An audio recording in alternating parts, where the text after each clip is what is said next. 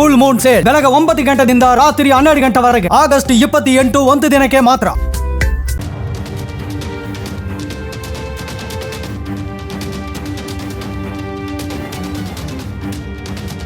ಈ ಬಾರಿ ನಡೆದ ವಿಧಾನಸಭೆ ಅಧಿವೇಶನದ ಚರ್ಚಾ ವಿಷಯಗಳ ಲೆಕ್ಕಾಚಾರವೇ ಬೇರೆಯಾಗಿತ್ತು.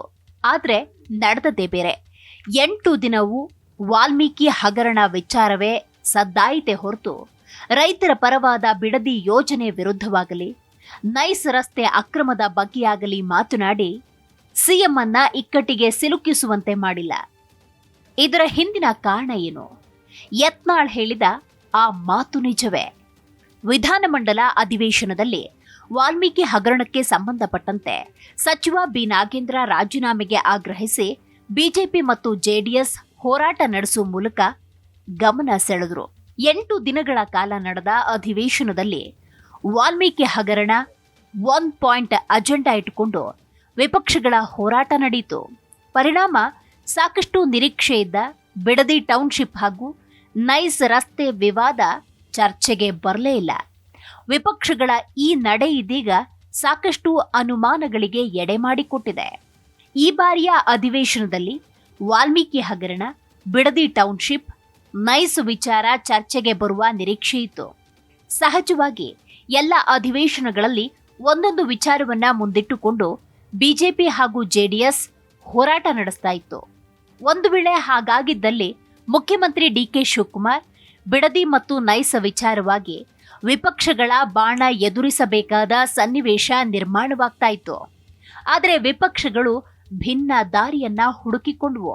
ಅಧಿವೇಶನದುದ್ದಕ್ಕೂ ಕೇವಲ ವಾಲ್ಮೀಕಿ ಹಗರಣವಷ್ಟೇ ಚರ್ಚೆಗೆ ಬಂತು. ಬಿಡದಿ ವಿಚಾರವಾಗಿ ಒಂದಿಷ್ಟು ಚರ್ಚೆಗಳು ನಡೆದಿತ್ತು. ಅಧಿವೇಶನದ ಸಂದರ್ಭದಲ್ಲೇ ಜೆಡಿಎಸ್ ಪಾದಯಾತ್ರೆ ಹಮ್ಮಿಕೊಂಡಿತು. ನಗರದ ಫ್ರೀಡಂ ಪಾರ್ಕ್ನಲ್ಲಿ ಹೋರಾಟ ಹಮ್ಮಿಕೊಂಡಿತು. ಹೀಗಿದ್ರೂ ಸದನದಲ್ಲಿ ಈ ವಿಚಾರ ಪ್ರಸ್ತಾಪ ಮಾಡಲು ಅವಕಾಶ ಸಿಕ್ಕಿಲ್ಲ. ಬಿಜೆಪಿ ನಾಯಕರು ವಾಲ್ಮೀಕಿ ಹಗರಣವನ್ನ ಮುಂದಿಟ್ಟುಕೊಂಡು ಹೋರಾಟ ನಡೆಸಿದ ಕಾರಣಕ್ಕಾಗಿ ಜೆಡಿಎಸ್ ಕೂಡ ಅನಿವಾರ್ಯವಾಗಿ ಇದೇ ವಿಚಾರದಲ್ಲಿ ಹೋರಾಟ ನಡೆಸಬೇಕಾಗಿ ಬಂತು. ಸದನದಲ್ಲಿ ಜೆಡಿಎಸ್ಗೆ ನಾಯಕತ್ವದ ಕೊರತೆ ಎದ್ದು ಕಾಣ್ತಾ ಇತ್ತು. ಹೀಗಾಗಿ ಬಿಡದಿ ಟೌನ್ಶಿಪ್ ಹಾಗೂ ನೈಸ್ ವಿರುದ್ಧದ ಹೋರಾಟವನ್ನ ಸದನದಲ್ಲಿ ಪ್ರಸ್ತಾಪಿಸಲು ಜೆಡಿಎಸ್ನಿಂದ ಸಾಧ್ಯವಾಗಲಿಲ್ಲ. ಸದನದ ಹೊರಗೆ ನೈಸ್ ವಿರುದ್ಧವಾಗಿ ಜೆಡಿಎಸ್ ಹೋರಾಟ ನಡೆಸುತ್ತಲೇ ಇದೆ. ನೈಸ್ ರಸ್ತೆ ಅಕ್ರಮ ವಿಚಾರವಾಗಿ ರಾಜ್ಯ ಸರ್ಕಾರ ಮೌನಕ್ಕೆ ಶರಣಾಗಿದೆ. ಅಗ್ರಿಮೆಂಟ್ ಉಲ್ಲಂಘನೆಯಾಗಿದೆ. ರೈತರ ಭೂ ಸ್ವಾಧೀನವಾಗಿ 20 ವರ್ಷವಾಗಿದೆ. ಇನ್ನೂ ಪರಿಹಾರ ಕೊಟ್ಟಿಲ್ಲ ಅಂತ ಕುಮಾರಸ್ವಾಮಿ ಆರೋಪ ಮಾಡುತ್ತಲೇ ಇದ್ದಾರೆ. ನೈಸ್ ಸಂಸ್ಥೆ ನ್ಯಾಯಾಲಯಗಳಿಗೂ ದಾರಿ ತಪ್ಪಿಸಿ ದಾಖಲೆ ಸೃಷ್ಟಿ ಮಾಡಿದೆ. ಕರ್ನಾಟಕದ ಇತಿಹಾಸದಲ್ಲಿ ದೊಡ್ಡ ಹಗರಣ ಇದು. ಸ್ಕೀಮ್ ಫಾರ್ ಸ್ಕ್ಯಾಮ್ ಯೋಜನೆ ಇದು. ಕಂಪನಿ ಅಕ್ರಮ ನೋಡಿ ನಾವು ಮೌನಕ್ಕೆ ಶರಣಾಗಲು ಸಾಧ್ಯ ಇಲ್ಲ. ಶಾಂತ ರೀತಿಯಿಂದ ಸರ್ಕಾರಕ್ಕೆ ಎಚ್ಚರಿಕೆ ಕೊಡಬೇಕಿದೆ. ಈಗಿನ ಸಿಎಂ ರಾಷ್ಟ್ರೀಯ ಭೂ ಕಬಳಿಕೆ ನಾಯಕರಾಗಿದ್ದಾರೆ. ನೈಸ್ ಜೊತೆ ಸಿಎಂ ಒಡಂಬಡಿಕೆ ಏನಿದೆ? ನೈಸ್ ಟೋಲ್ ಸಂಗ್ರಹ ಮಾಡ್ತಿದ್ದಾರೆ, ಸುಲಿಗೆ ಮಾಡ್ತಿದ್ದಾರೆ ಅಂತ ಆರೋಪ ಮಾಡಿದ್ದಾರೆ. ಆದರೆ ವಿಧಾನಸಭೆಯಲ್ಲಿ ಈ ವಿಷಯ ಪ್ರಸ್ತಾಪ ಮಾಡಿದ್ರೆ ಉತ್ತಮ ಚರ್ಚೆ ಆಗ್ತಿತ್ತು. ಸರ್ಕಾರದ ವಿರುದ್ಧನೂ ಅಭಿಪ್ರಾಯ ರೂಪಿಸಲು ಅವಕಾಶ ಸಿಗ್ತಾ ಇತ್ತು. ಆದರೆ ವಾಲ್ಮೀಕಿ ನಿಗಮದ ಹಗರಣ ಇದಕ್ಕೆ ಅವಕಾಶ ಕೊಡಲೇ ಇಲ್ಲ. ಬಿಜೆಪಿ ನಾಯಕರು ಬಿಡದಿ ಹಾಗೂ ನೈಸ್ ಬಗ್ಗೆ ಹೆಚ್ಚಿನ ಆಸಕ್ತಿಯ ಚರ್ಚೆ ಮಾಡಲಿಲ್ಲ. ಹೀಗಾಗಿ ಈ ಬಾರಿಯ ಅಧಿವೇಶನದಲ್ಲಿ ಡಿಕೆ ಶಿವಕುಮಾರ್ ಅವರಿಗೆ ದೊಡ್ಡ ಮಟ್ಟದ ಹಿನ್ನಡೆ ಉಂಟಾಗಿಲ್ಲ. ಮೊದಲ ಬಾರಿಯ ಅಧಿವೇಶನದಲ್ಲಿ ಬಿಡದಿ ವಿಚಾರದಲ್ಲಿ ಇರುಸು ಮುರುಸು ಉಂಟಾಗಬಹುದು ಎಂಬ ನಿರೀಕ್ಷೆ ಇತ್ತು. ಆದರೆ ಅದಕ್ಕೆ ಸ್ವತಃ ವಿಪಕ್ಷಗಳು ಅವಕಾಶ ನೀಡಿಲ್ಲ. ಸದ್ಯ ಈ ಬೆಳವಣಿಗೆಗಳು ಹಾಗೂ ವಿಪಕ್ಷದ ನಡೆ ಚರ್ಚೆಗೆ ಒಳಪಡ್ತಾ ಇದೆ. ಸ್ವತಃ ಬಿಜೆಪಿ ಉಚ್ಚಾಟಿತ ಶಾಸಕ ಬಸನಗೌಡ ಪಾಟೀಲ್ ಯತ್ನಾಳ್ ಈ ವಿಚಾರವನ್ನ ಸೂಕ್ಷ್ಮವಾಗಿ ಪ್ರಸ್ತಾಪ ಮಾಡಿದ್ದಾರೆ. ಆಡಳಿತ ವಿಪಕ್ಷದ ನಡುವೆ ಹೊಂದಾಣಿಕೆ ನಡೆದಿದೆ ಎಂಬ ಆರೋಪ ಮಾಡಿದ್ದಾರೆ. ಯತ್ನಾಳ್ ಆರೋಪ ಸಹಜವಾಗಿ ಕುತೂಹಲ ಹೆಚ್ಚು ಮಾಡಿದೆ. ಬಿಜೆಪಿ ನಾಯಕರ ಅಸಲಿ ಉದ್ದೇಶ ಏನಿತ್ತು? ಈ ಬಗ್ಗೆ ಸಾಕಷ್ಟು ಚರ್ಚೆಗಳು ನಡೀತಾ ಇದೆ. ಹೀಗಾಗಿ ಬಿಡದಿ ವಿಚಾರ ಮುಂದಿನ ದಿನಗಳಲ್ಲಿ ಯಾವ ರೀತಿಯ ತಿರುವು ಪಡೆದುಕೊಳ್ಳುತ್ತೆ ಕಾದು ನೋಡಬೇಕಿದೆ. ಆದ್ರೆ ನೈಸ್ ರಸ್ತೆ ಯೋಜನೆಗೆ ಸಂಬಂಧಿಸಿದ ಅಕ್ರಮ ಮತ್ತು ರೈತರ ಭೂಸ್ವಾಧೀನ ವಿಚಾರ ರಾಜ್ಯ ರಾಜಕೀಯದಲ್ಲಿ ಕಾವು ಪಡೆದುಕೊಂಡಿರುವುದಂತೂ ಸತ್ಯ.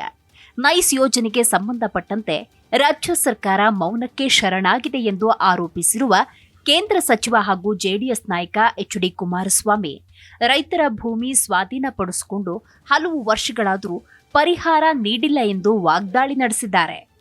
ಹೌದು, ನೈಸ್ ಯೋಜನೆಯ ಅಗ್ರಿಮೆಂಟ್ ಉಲ್ಲಂಘನೆಯಾಗಿದೆ ಅಂತ ಎಚ್.ಡಿ. ಕುಮಾರಸ್ವಾಮಿ ಹೇಳಿದ್ದಾರೆ.